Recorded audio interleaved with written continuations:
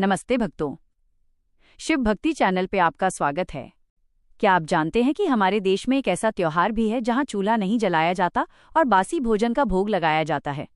जी हां, आज हम बात कर रहे हैं शीतला अष्टमी की, जिसे उत्तर भारत में बसौड़ा भी कहा जाता है।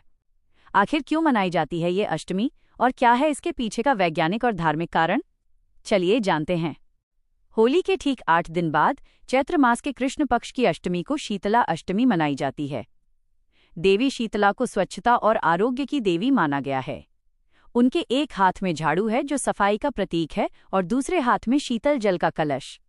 मान्यता है कि इनकी पूजा करने से चेचक, खसरा और आंखों की बीमारियां दूर रहती हैं। इस दिन की सबसे खास बात है बासी भोजन।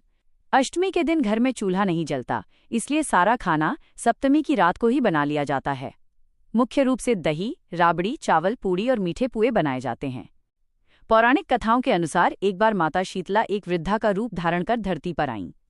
जब वे एक गांव से गुजर रही थीं तो किसी ने उन पर गर्म मांड फेंक दिया। इससे उनके शरीर में जलन होने लगी।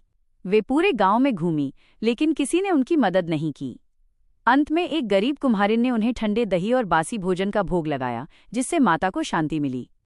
प्रसन्न होकर माता ने उसे आशीर्वाद दिया और तब से शीतला अष्टमी पर ठंडा भोजन चढ़ाने की परंपरा शुरू हुई।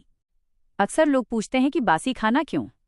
देखिए, होली के बाद उत्तर भारत में बसंत खत्म होता है और गर्मी शुरू होती है। आयुर्वेद के अनुसार शीतला अष्टमी वो आखिरी दिन होता है जब आप बासी भोजन खा सकते हैं। इसके बाद गर्मी बढ़ने पर बासी भोजन में बैक्टीरिया जल्दी पनपते हैं, इसलिए इस दिन के बाद से केवल ताज़ा और सुपाच्य भोजन करने की सलाह दी जाती है। बासी भोजन खाकर हम अपने शरीर को आने वाली गर्मी के लिए तैयार करते हैं। पूजा बहुत सरल है।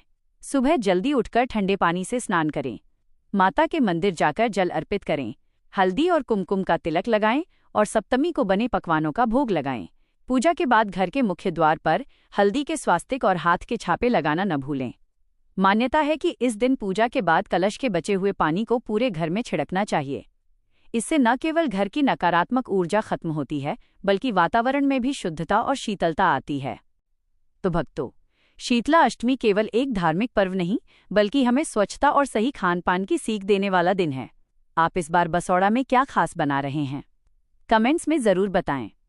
अगर वीडियो पसंद आया हो तो शिव भक्ति परिवार का हिस्सा बनने के लिए चैनल को सब्सक्राइब करें और इस जानकारी को शेयर करें। जय शीतला माता, जय भोलेनाथ।